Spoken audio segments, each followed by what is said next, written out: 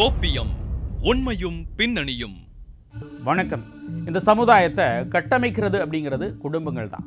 அப்படிப்பட்ட குடும்பத்தை கட்டமைக்கிறது ஒரு சிறந்த கணவன் மனைவியுடைய கடமையாக இருக்குது. ஆனால் இன்றைக்கு அந்த மாதிரியான ஒரு தலையாய பொறுப்பை கணவன் மனைவிக்கு இடையில் ஏற்படக்கூடிய அந்த கருத்து வேறுபாடுகள் இந்த சமூகத்தை எப்படியெல்லாம் சிதைச்சிட்டு வருது அப்படிங்கிறத பற்றியும், நாட்டை முன்னோக்கி வழிநடத்த வேண்டிய இளைஞர் சமுதாயம் போதை பழக்கங்களால் தங்களுடைய உயிரையும் எதிர்காலத்தையும் எப்படியெல்லாம் சிதைச்சுக்கிறாங்க அப்படிங்கிறத பற்றியும் தான் இன்றைய கோப்பியம் நிகழ்ச்சியில் பார்க்க போகிறோம்.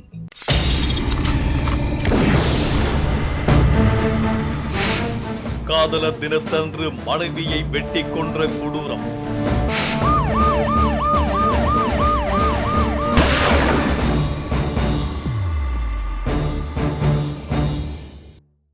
கர்நாடக மாநிலம் கோலார் தங்கவயல் பகுதியில் தமிழ் மக்கள் அதிகமாக வசித்து வர்றதுனால அதை ஒரு குட்டி தமிழ்நாடு அப்படின்னு சொல்லலாம்.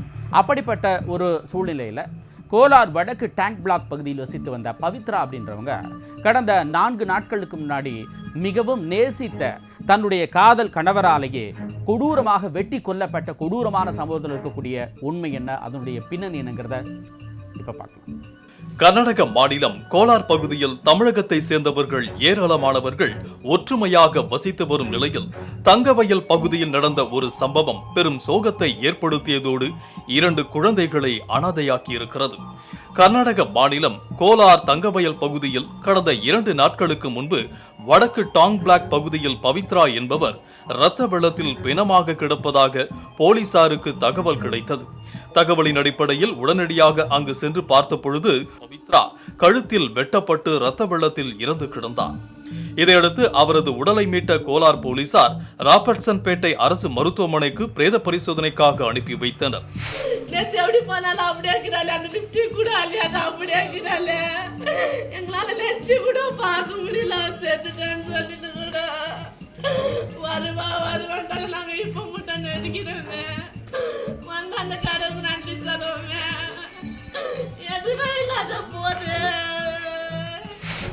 என் குழந்தை எப்படிக்குது பாருங்க. காலையில் அழகாக ரெடி ஆகிட்டு அம்மா நான் வேலைக்கு போயிட்டு வரேன், ஏம்மா ஐயா போயிட்டு வரேன். நாங்கள் பொண்ணுக்கு அம்மா பாய் பாப்பா பாயினால சாயங்காலம் என் பொண்ணு வந்து அவன் பொண்ணை பார்க்கல, அவன் பொண்ணே பார்க்கலையப்பா. பின்னர் இந்த கொலை தொடர்பாக வழக்கு பதிவு செய்து நடத்திய விசாரணையில் பவித்ரா அவரது காதல் கணவரான லோகேஷ் என்பவராலேயே வெட்டி கொலை செய்யப்பட்டது தெரிய வந்தது. கடந்த சில 5 வருடங்களுக்கு முன்பு ராபர்ட்சன் பேட்டை சஞ்சய் காந்தி நகரை சேர்ந்த பவித்ரா கோரமண்டல் வடக்கு டேங்க் பிளாக் பகுதியை சேர்ந்த லோகேஷை காதலித்து திருமணம் செய்திருக்கிறார். திருமணமான சில நாட்களிலேயே கணவர் லோகேஷின் நடத்தை சரியில்லை என்பதை அறிந்த பவித்ரா தவறான நபரை திருமணம் செய்து விட்டோமே என்று வேதனை அடைந்திருக்கிறார். இது குறித்து அவரிடம் கேட்ட பொழுது அது பிரச்சனையிலேயே முடிந்திருக்கிறது. மேலும் லோகேஷ் அதை பற்றி சிறிதும் கவலை ஏதும் படாமல் தனக்கு திருமணம் ஆனதையும் மறந்து தொடர்ந்து பல பெண்களுடன் உல்லாசமாக சுற்றி திரிந்திருக்கிறார். இது குறித்து பவித்ரா தன்னுடைய வீட்டில் முறையிட்டு இருக்கிறார். இதை கேட்டு அதிர்ச்சியடைந்த பவித்ராவின் பெற்றோர் இது குறித்து அவருடைய வீட்டில் பேசி இருக்கின்றனர். ஆனால் அவர்களோ ஆண் என்றால் அப்படித்தான் இருப்பான் என்றும் வேண்டுமென்றால் நீங்கள் தான் பொறுத்து போக வேண்டும் என்றும் அலட்சியமாக பதிலளித்திருக்கின்றனர். இதனால் மனம் நொந்து போன பவித்ராவின் பெற்றோர் மகளின் வாழ்க்கையை எண்ணி வருந்தி மகளை சமாதானம் செய்து அனுப்பி வைத்தனர். இதையடுத்துதான் கணவர் லோகேஷ் பவித்ராவை அடித்து துன்புறுத்தி வரதட்சணை கேட்டு கொடுமைப்படுத்தி வந்திருக்கிறார். இதனால் சாகும் நிலைக்கு சென்ற தங்கள் மகளின் நிலையை கண்டு அதிர்ச்சியடைந்த பெற்றோர் கடந்த வருடம் பவித்ராவை நிரந்தரமாக தங்களுடைய வீட்டிற்கே அழைத்து வந்ததோடு லோகேஷ் மற்றும் அவரது சகோதரியின் மீது உரிகம் காவல் நிலையத்தில் வரதட்சணை கொடுமை செய்ததாக புகார் அளித்தனர். இதையடுத்து அவரை கைது செய்த போலீசார் சிறையில் அடைத்தனர். அதன் பின்னர் ஜாமீனில் வெளியே வந்த லோகேஷ் பவித்ராவிடம் தன் மீதான வரதட்சணை புகாரை திரும்ப பெற வேண்டும் என கூறி மிரட்டி வந்திருக்கிறார்.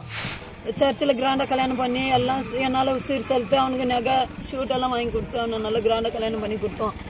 கொஞ்ச நாள்லேயே அவன் வந்து பொம்பளைங்க கூட ஷோக்கில் இருக்கிறான்னு தெரிஞ்சு கூட என் பொண்ணு 5 வருஷம் அங்கே வாழ்ந்தா. அதுக்கு மீறி இருக்க முடியல என் பொண்ணால்.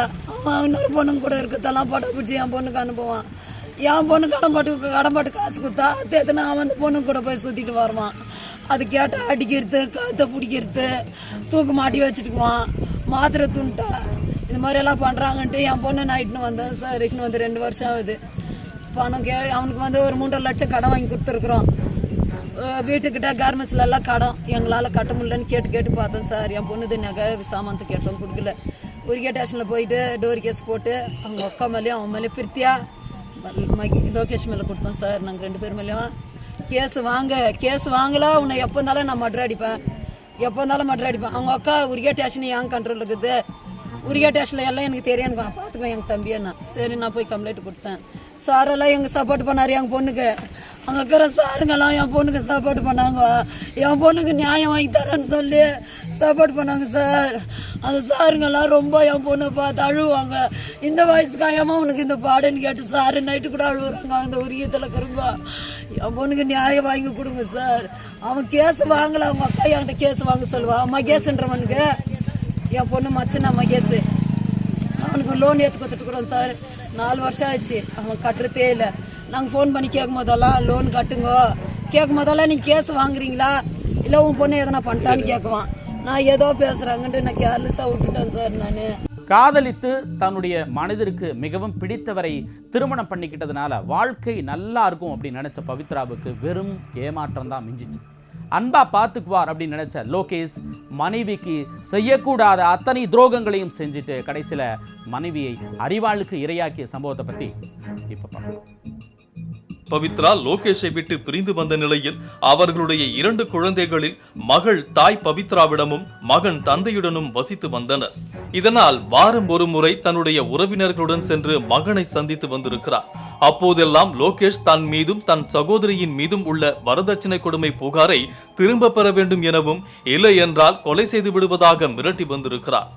இந்த நிலையில்தான் கடந்த 4 நாட்களுக்கு முன் தன்னுடைய தோழியுடன் வழக்கம் போல இரவு 7 மணியளவில் தன் மகனை பார்ப்பதற்காக சென்றிருக்கிறார்.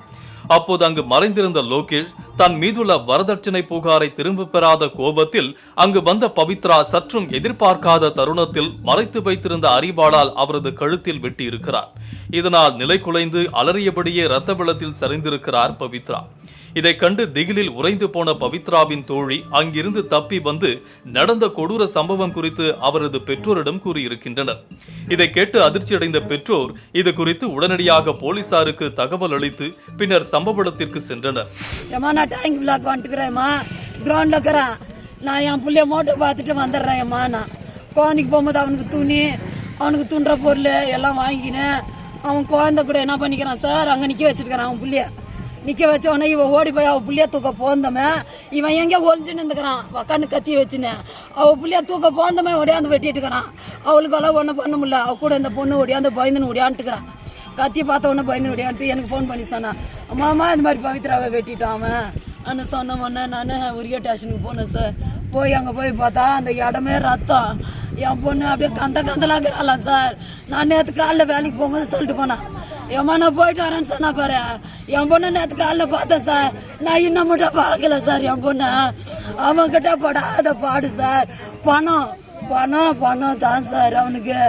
இதையடுத்து விசாரணையை தீவிரப்படுத்திய போலீசார் லோகேஷை பற்றி விசாரித்த பொழுது முன்னதாகவே தமிழ்நாடு மற்றும் கோலார் பகுதியில் அவர் மீது வழக்கு நிலுவையில் இருப்பதும் தெரிய வந்தது.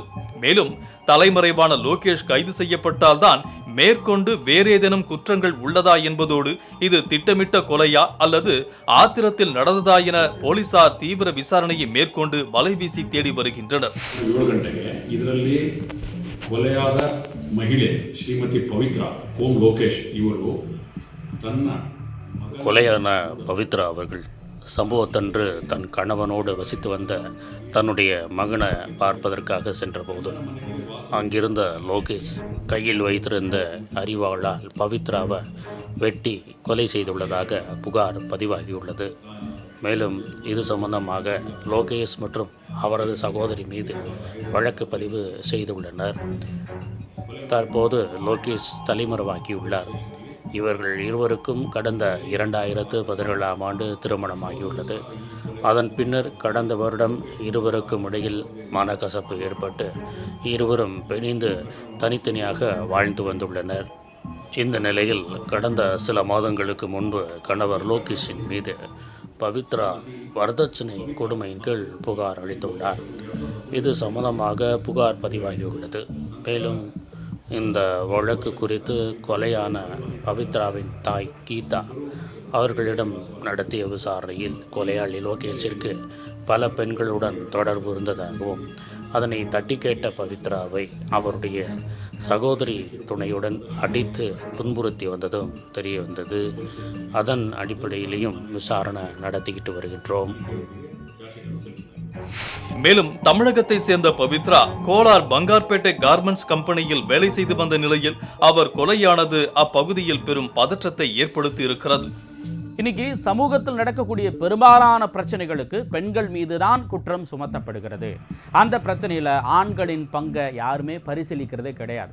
மாறாக பெண்களை அடக்குறதுலையும் அவங்க மீது பழியை சுமத்தி தப்பிச்சு போகிறதுக்கு தான் பார்க்குறாங்க.